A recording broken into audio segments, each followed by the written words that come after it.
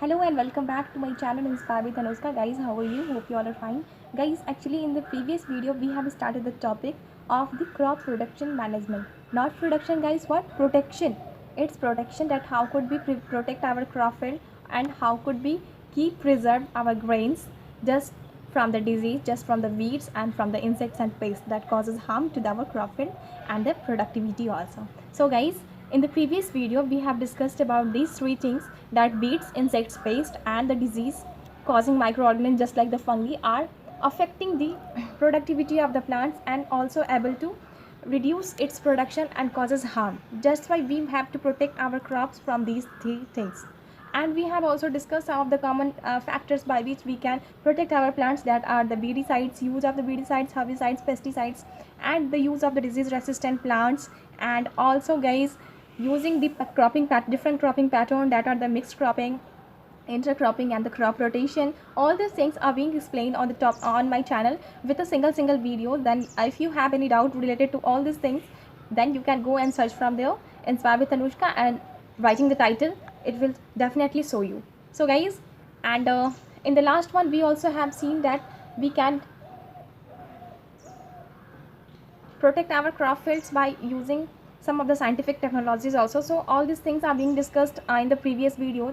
Now today video we are going to discuss about the weeds, that what are weeds, what are the methods of weed control and how can we get rid of all these things, okay, and what type of different harms and why they are harmful for the crops, why we need to remove them. All these things are going to be discussed in today's video. Please remain with me till the end of the video for the complete knowledge of this topic. So if I'm doing something and if I'm going to explain all these things for you all, so because these all different types of knowledge will add on the new dimension in your syllabus for the standard 9. That's why these all things have been kept. These are not the things just you have to give the examination and pass out, but these are the normal practical things which you can also apply at your homes.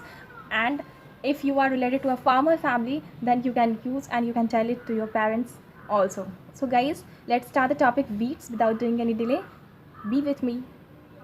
So weeds are the plants, undesirable plants which grow with our main crops, जो कि हमारे main crops के साथ ही उगते हैं हमारे crop field में, जिन्हें हम नहीं लगाते हैं, या फिर वीड्स हम उन्हें कह सकते हैं, वो वही होते हैं जहाँ उन्हें नहीं होना चाहिए. सो ये एक बहुत ही अच्छी कमेंट्री टाइप की बात होगी कि वो वही होते हैं हमेशा जहाँ उन्हें नहीं होना चाहिए. ओके, तो weeds are grown at the place where they are not wanted. जहाँ उन्हें ज़रूरत नहीं होती वहाँ अगर अनवांटेड प्लांट उगते हैं, तो ऐसे अनवांटेड प्लांट्स को ही हम क्या कहते हैं? वीड्स कहते हैं. You might have observed all these unwanted plants and undesirable plants growing along with the main crop or the crop plants that are called the weeds. So the definition, what is the definition of weeds? If someone asks you for the definition, then you can say that the unwanted plant growing up in the field, that is called what? Weeds. ऐसे unwanted जितने भी plants हैं जो कि हमारे crop field में हमारे crops के साथ साथ उग रहे हैं, वो सारे क्या है? वीड्स कहलाते हैं. तो वीड्स क्या करते हैं? Weeds compact with the main crops. वो हमेशा कंपटीशन में रहते हैं मेन क्रॉप्स के साथ, चाहे उस क्रॉप्स की सॉइल से वाटर एब्जॉर्ब करने की बात हो, या फिर उससे न्यूट्रिशनल वैल्यू गेन करने की बात हो, या फिर स्पेस जितना प्लांट को स्पेस चाहिए वो, या फिर सॉइल की फर्टिलिटी को लेकर है, एंड सनलाइट्स, जितने भी चीज़ अवेलेबल जो होने चाहिए क्रॉप्स को, उन सभी चीज़ों को लेकर कंपटीशन क्रिएट करता है हमारे क्रॉप फील्ड में मेन क्रॉप्स के साथ. सो वीड्स इसलिए हार्मफुल है क्योंकि वो जितनी भी न्यूट्रिशनल वैल्यू जो हमारे मेन क्रॉप्स को चाहिए, जितनी सनलाइट, जितनी स्पेस, जितनी फर्टिलिटी और जितनी सारे nutrition, water, all this things सभी को एब्जॉर्ब वो भी करते हैं, और इसी कारण ये हमारे प्रोडक्शन को अफेक्ट करते हैं. That's why we have to protect our crop from that, and as a result हमारे क्रॉप येल्डिंग जो कैपेसिटी है वो रिड्यूस कर जाती है, उसकी क्वालिटी भी ख़राब हो जाती है, और गाइज द प्रोडक्शन हमेशा लो होता है. सो इन सभी चीज़ों को अगर हम ध्यान में रखते हैं तो बहुत ज़रूरी हो जाता है कि हमें अपने क्रॉप्स को वीड्स से रिमूव करके रखना है. Okay guys, so the another disadvantage of the weeds are that they are the alternative. They just do invitation, they just provide the invitation to the common pest जो कि उसी plants पे होते हैं. वीड्स पे जो फीड करते हैं वो सारे इंसेक्ट्स तो आ जाएंगे. If they are feeding on that weeds, तो हो सकता है कि हमारे मेन क्रॉप फील्ड पे भी जैसे जैसे उनकी पॉपुलेशन बढ़ेगी तो उन्हें फीडिंग के लिए और सारे प्लांट्स चाहिए होते हैं, तो वो क्या करते हैं? डिफरेंट प्लांट्स के सैप्स को एब्जॉर्ब करते हैं. तो डूइंग इन दिस प्रोसेस वो हो सकता है हमारे मेन क्रॉप्स को भी हार्म कर सकते हैं, या फिर उनसे भी क्या बोलते हैं, केमिकल्स को साफ कर सकते हैं या फिर एब्जॉर्ब कर सकते हैं।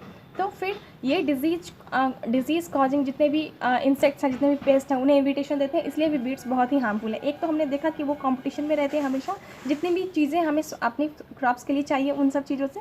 और दूसरा जो है वो है कि ये इनवाइट करते हैं बहुत सारे इंसेक्ट्स और पेस्ट को, जो कि उन डिफरेंट वीड्स पे ग्रो करते हैं, और इसी कारण इफ़ उनकी पॉपुलेशन बढ़ती है धीरे धीरे इंसेक्ट्स और पेस्ट की, और पॉपुलेशन बढ़ने के साथ ही उन्हें फीडिंग में प्रॉब्लम होता है, और फिर इन्वामेंटल, ये तो बायोलॉजिकल चैनल है, जिसके कारण जब जैसे जैसे उन्हें उनकी पॉपुलेशन बढ़ती है उन्हें स्पेस और ज़्यादा चाहिए होता है, और फिर इसी टाइप से स्पेस बढ़ते बढ़ते वो क्या करते हैं, हमारे मेन क्रॉप्स तक पहुँच जाते हैं और फिर उन्हें हार्म पहुँचाते हैं। So guys, this is about the harmful effect of the weeds. Now we have to discuss about the methods of weed control, but before doing that, let's have a discussion about the examples of some of the weedicides, some of the weeds that are the amaranthus. Amaranthus को हम लोग क्या बोलते हैं, चौलुआई बोलते हैं, पता नहीं, आई डोंट नो आप लोग अंडरस्टैंड करते हैं नहीं, क्योंकि लोकल लैंग्वेज है और हर जगह इसे अलग अलग बोलते हैं। तो सेकंड वन इज चिन्नोपोडियम भी बोलते हैं, जिसे हम लोग बथुआ बोलते हैं नॉर्मली गांव में, विलेज एरियाज़ में। तो ये कुछ कॉमन वीड्स है। वाइल्ड ओट्स भी होते हैं। उसके बाद बहुत सारे ऐसे एग्जाम्पल्स हैं,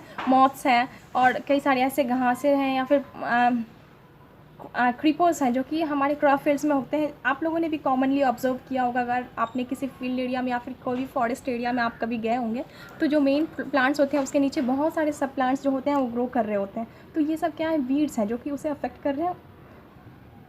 So these are the examples of the weeds. Now we have to discuss about the methods of weed control, that how can we control our crop field from the weeds. So the process of removing of the weeds from the field is known as weedicides. By the process of weedicide, we can remove the weeds from our crop field. Okay guys, usually a खुरपी और hoe और the क्या बोलते हैं rack, इन सभी चीज़ों का use करके हम मैनुअली हाथों के थ्रू ही अपने क्रॉप से वीड्स को रिमूव कर सकते हैं. ओके, और इन fields with the standing crops, weeding is done by many of the process, that like the mechanical process, cultural process, chemical process और the biological process. One by one हम लोग इन सभी चीज़ों को देख लेते हैं कि मैकेनिकल मेथड जो है इनमें क्या होता है कि वीड्स को क्या करते हैं, रिमूव करते हैं मैनुअली हैंड के थ्रू पुल करके सॉइल से, and we just use to remove the plants which are not grown, by which we haven't put in the seed of that were the unwanted plants, and we can take out with the help of kurpi, with the help of hoe or rake. Okay, so but in the large field mechanical weeding is not being applied because वहाँ बहुत ही बड़ा area होता है और बहुत ज़्यादा expensive हो जाएगा if we do all this practice manually. अगर हम इंसानों को लगा रहे हैं या अगर हम लेबर को लगा कर ये काम करवा रहे हैं तो हाथों से करने में ये बहुत वक्त ले लेगा और वीड को रिमूव करना बहुत ही ज़्यादा टाइम टेकिंग होगा, बहुत ही ज़्यादा एक्सपेंसिव प्रोसेस हो जाएगा. सो हम इसके लिए फिर प्लॉइंग का यूज़ करने लगते हैं, फिर हार्वेइंग का यूज़ करते हैं अगर बड़ा सा क्रॉप फील्ड है, या फिर इंटर कल्टिवेशन, या फिर हम लोग फ्लडिंग, और कभी कभी तो हम लोग ऐसा करते हैं कि वीड्स को हमेशा वहाँ से हटा के और उसके बाद बर्न कर देते हैं क्रॉप फील्ड को, या फिर अपने क्रॉप्स को हार्वेस्टिंग करने के बाद जो बचे हुए जितने वीड्स हैं उन्हें हम बर्न कर देते हैं. तो इन सभी प्रोसेस से हम वीड्स से क्या कर सकते हैं, कंट्रोल पा सकते हैं इस पर और वीड्स को रिमूव कर सकते हैं. सो सेकेंड वन देख लेते हैं कल्चरल मेथड. कल्चरल मेथड्स में वो आते हैं जैसे कि हम लोग किसी अच्छी क्वालिटी की सीड्स को ही कल्टिवेट कर रहे हैं ताकि उसमें कोई वीड्स नहीं हो और कोई उसमें अनवांटेड प्लांट नहीं आ सके. ऐसे डिजीज़ रेसिस्टेंस हम लोग कल्चरल मेथड से प्लांट्स को क्रिएट कर सकते हैं. The third one is the chemical method, that by the use of weedicides, herbicides, pesticides we can reduce the growth of the weeds in our field.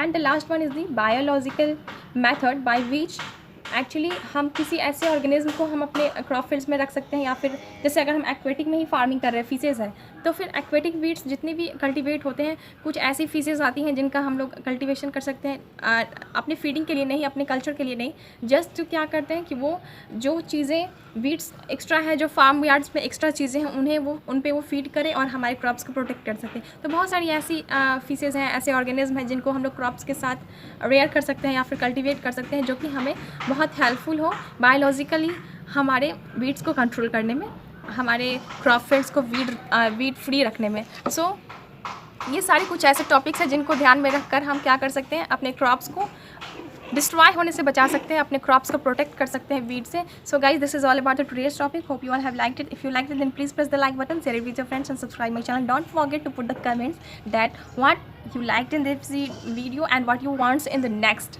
So please comment, please. Your comments are so valuable for me because you all are my family, and I wanted to know that in which direction I'm going.